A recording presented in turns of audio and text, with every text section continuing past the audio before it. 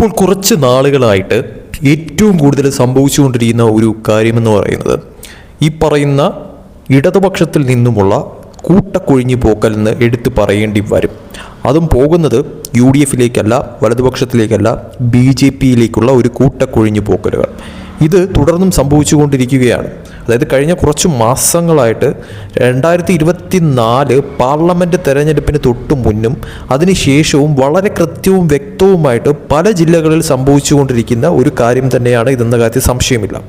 അതിൽ ഏറ്റവും കൂടുതൽ എടുത്തു പറയേണ്ട ഒരു കാര്യമെന്ന് പറയുന്നത് ആലപ്പുഴയിൽ നിന്ന് സംഭവിച്ച ഒരു വലിയ കൊഴിഞ്ഞു പോക്കലുകൾ എന്ന് എടുത്തു പറയേണ്ടി വരും.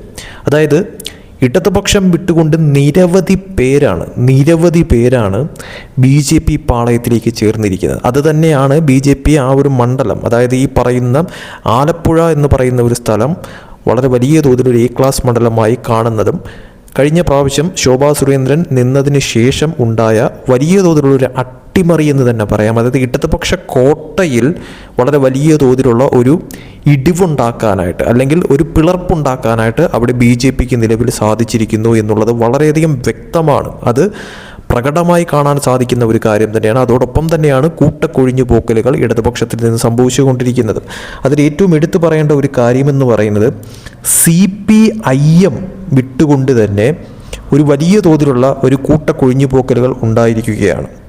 അതായത് ഏകദേശം 62 പേരോളം ഒറ്റയടിക്ക് BJPയിലേക്ക് എത്തുന്ന തരത്തിലോട്ട് കാര്യങ്ങൾ ആലപ്പുഴയിൽ മാറിയത് വളരെ നിർണായകമായിട്ടുള്ളൊരു കാര്യമാണ്. അതായത് വളരെയധികം ഒരു അട്ടിമറി ഉണ്ടായ ഒരു കാര്യം തന്നെയാണ് എന്ന കാര്യത്തിൽ സംശയമില്ല.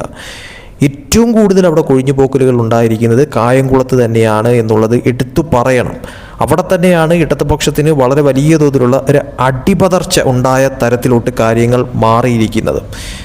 62ഓളം പേരെന്ന് പറയുമ്പോഴത്തേക്കും ചെറിയൊരു കൊഴിഞ്ഞുപോക്കലുകളല്ല അവിടെ സംഭവിച്ചിരിക്കുന്നത്. വലിയ തോതിലുള്ള ഒരു കൊഴിഞ്ഞുപോക്കലുകളാണ് ആലപ്പുഴയിൽ കായംകുളത്ത് സംഭവിച്ചിരിക്കുന്നതെന്ന് എടുത്തു പറയണം. അതും ഇടതുപക്ഷത്തിൽ നിന്നും CPIMൽ നിന്നും സംഭവിച്ചിരിക്കുന്ന വലിയ തോതിലുള്ള കൊഴിഞ്ഞുപോക്കൽ, അതും LC അംഗങ്ങൾ ഉൾപ്പെടെയാണ് 62 പേരോളം ഒറ്റയടിക്ക് കൂട്ടമായി BJP പാളയത്തിൽ CPIM വിട്ടുകൊണ്ട് നിലവിൽ തെരഞ്ഞെടുപ്പ് അടുത്തിരിക്കുന്ന സമയത്ത് പോലും ആലപ്പുഴ പോലുള്ളൊരു സ്ഥലത്ത് വളരെ വലിയ തോതിലുള്ള കൊഴിഞ്ഞുപോക്കലുകൾ നടന്നുകൊണ്ടിരിക്കുന്നു എന്നുള്ളത് വ്യക്തമാണ്.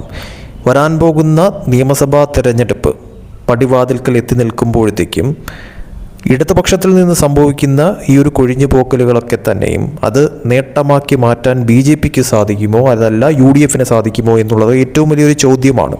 അതോടൊപ്പം തന്നെയാണ് ഈ കൊഴിഞ്ഞുപോക്കലുകളൊക്കെ തന്നെയും BJP പാളയത്തിൽ എത്തുന്ന തരത്തിലോട്ട് കാര്യങ്ങൾ മാറുന്നത്. തീർച്ചയായിട്ടും ഇടതുപക്ഷ കോട്ടയായിരുന്ന ഒരു സ്ഥലത്ത് ഇടതുപക്ഷത്തിന് അടിപതർന്ന തരത്തിലോട്ട് കാര്യങ്ങൾ പലപ്പോഴായി മാറിയിട്ടുണ്ട്. കഴിഞ്ഞ പാർലമെൻറ്റ് തെരഞ്ഞെടുപ്പിൽ അത് മാറിയിട്ടുണ്ട്. അത് കഴിഞ്ഞിട്ട് തദ്ദേശ തെരഞ്ഞെടുപ്പിലായാൽ പോലും എവിടെ BJP നേട്ടമുണ്ടാക്കുന്ന തരത്തിലോട്ട് കാര്യങ്ങൾ മാറിയിട്ടുണ്ട്. തദ്ദേശ തെരഞ്ഞെടുപ്പിലും കഴിഞ്ഞ പാർലമെൻറ്റ് തെരഞ്ഞെടുപ്പിലും BJP ആലപ്പുഴ പോലുള്ളൊരു സ്ഥലത്ത് നേട്ടമുണ്ടാക്കിയിട്ടുണ്ട്. അതൊക്കെ തന്നെ ഇടതുപക്ഷത്തിൽ നിന്നും വന്ന ഒരു കൂട്ടക്കൊഴിഞ്ഞുപോക്കലുകൾ BJPക്ക് ഗുണകരമായി മാറി എന്നതിൻ്റെ ഏറ്റവും വലിയൊരു സൂചന തന്നെയാണ് എന്ന കാര്യത്തിൽ സംശയമില്ല. ഇത് വരുന്ന നിയമസഭാ തെരഞ്ഞെടുപ്പിലും ആവർത്തിക്കുമോ എന്നുള്ള ഏറ്റവും വലിയൊരു ചോദ്യം തന്നെയാണ് നിലനിൽക്കുന്നതെന്ന് പറയുന്നത്. എന്തായാലും ഒരു കാര്യം ഉറപ്പാണ്, ആലപ്പുഴ പോലുള്ള ഒരു സ്ഥലത്ത് വരുന്ന നിയമസഭാ തെരഞ്ഞെടുപ്പിൽ പലതരത്തിലുമുള്ള അട്ടിമറികൾ നടക്കാനായിട്ട് സാധ്യതയുണ്ട്. അത് ഈ ആലപ്പുഴയിൽ പല മണ്ഡലങ്ങളും BDJSനാണോ അതല്ല BJP തന്നെയാണോ അവിടെ മത്സരിക്കുന്ന തരത്തിലോട്ട് കാര്യങ്ങൾ മാറുന്നത് എന്നുള്ളത് ചോദ്യമാണ് നിലവിൽ. പക്ഷേ അത് BJP തന്നെയാണ് മത്സരിക്കുന്ന തരത്തിലോട്ട് കാര്യങ്ങൾ മാറിയാൽ പ്രതീക്ഷിക്കുന്നതിലും അപ്പുറമുള്ള ഒരു നേട്ടം ആലപ്പുഴയിൽ ഉണ്ടാക്കിയെടുക്കാൻ ചിലപ്പോൾ BJPക്ക് സാധിച്ചെന്ന് വരും. അതല്ല അവിടെ BDJS ആണ് നിൽക്കുന്നതെങ്കിൽ എന്താണ് സംഭവിക്കുന്നത് എന്നുള്ളത് കാത്തിരുന്ന് കാണേണ്ടത് അനിവാര്യമായിട്ടുള്ളൊരു കാര്യം തന്നെയാണ്. എന്തായാലും ഇടതുപക്ഷത്തെ സംബന്ധിച്ചിടത്തോളം കനത്ത ഒരു തിരിച്ചടി തന്നെയാണ് പലപ്പോഴായി ലഭിച്ചുകൊണ്ടിരിക്കുന്നത്. കൂട്ടക്കൊഴിഞ്ഞുപോക്കലുകൾ എന്ന് പറഞ്ഞാൽ വലിയ തോതിലുള്ളൊരു കൊഴിഞ്ഞുപോക്കലുകളാണ് ഇടതുപക്ഷത്തിൽ നിന്നും CPIMൽ നിന്നും CPMൽ നിന്നും ഒക്കെ തന്നെ സംഭവിച്ചുകൊണ്ടിരിക്കുന്ന തരത്തിലോട്ട് കാര്യങ്ങൾ മാറുന്നത്.